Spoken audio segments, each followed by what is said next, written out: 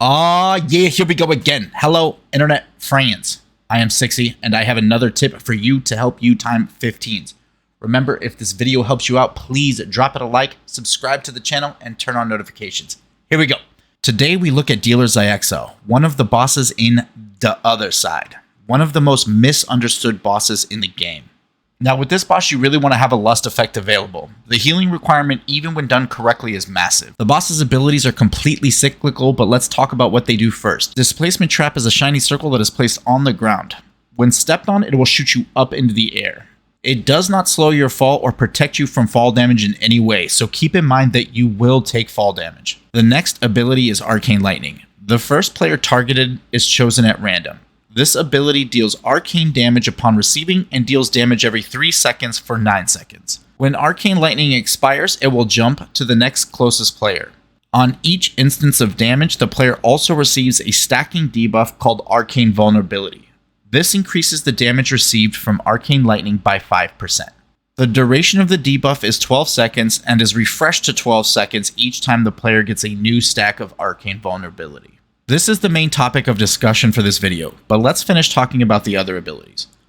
The next ability, Displaced Blast Wave, is a ground AoE beam that if stood in deals arcane damage. Xy'exa's fourth ability, Localized Explosive Contrivance, puts a bomb on a player.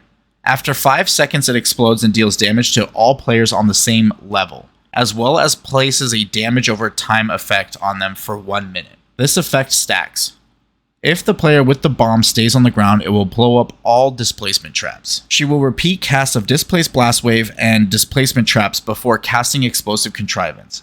Explosive Contrivance is an AoE ability that explodes from Dealer Xy'exa. Anyone on the same level as the boss will take a massive amount of arcane damage, and anyone not killed will have a 1 minute damage over time left on them. For the most part, executing this fight is about the person with the bomb running over pad and being bounced up to explode. And then after that, when Dealer Xy'exa explodes, everyone runs over a pad and jumps up. The last portion of executing this fight is Arcane Lightning management. Because the Arcane Lightning ability jumps to the next closest player, managing this debuff comes down to player positioning and movement. If 2 players swap Arcane Lightning back and forth, the healing requirement to keep these player lives becomes unmanageable. So let's see some examples on how to manage this ability. I prefer to use a safer strat where I rotate at least 4 people, with the 4th person in the chain being the tank. I can't control who gets the first debuff, so as soon as it goes out, I make a quick mental picture of where it should go and start assigning players to be near each other. Now in this clip I get the Arcane Lightning first. This is perfect since I have 2 melee. So in my mind I draw a line through my players with me being the 1st and 4th player. Natural positioning of the boss will send my bounce to one of the melee, and since they will be stacked on the back of the boss DPSing, the next bounce will go to the other melee. Now for the last bounce in the cycle of 4, I have the melee with Arcane Lightning stack on me to ensure I take the next bounce. Now from here I need a full 4-person rotation. Here's a quick diagram of how I like to do this boss. If you always want the tank to have the 4th bounce, by default the tank cannot be the 3rd bounce. And if the tank was the 2nd bounce, the duration of Arcane Vulnerability will not have reset and the tank will get up to 8 or more stacks, which can be dangerous and is not an ideal scenario. Because I had the last number 4 Arcane Lightning, by default I can't be number 1 in the chain. So back to the clip. I place myself on top of my healer to add my 4th player into the cycle. He becomes my new number 1 and I redraw my mental picture.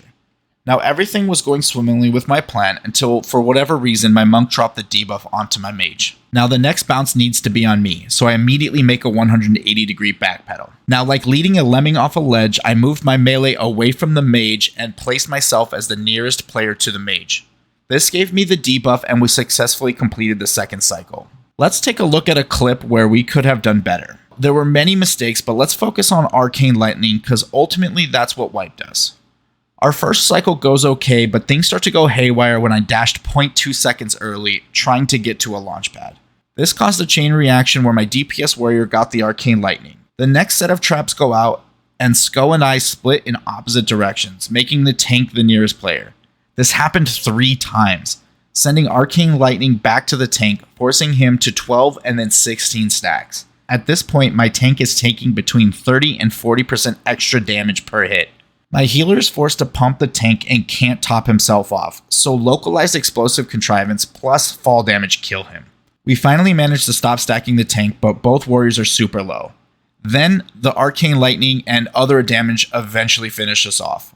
We wipe at 0.2%. We fail this key by just under 8 minutes.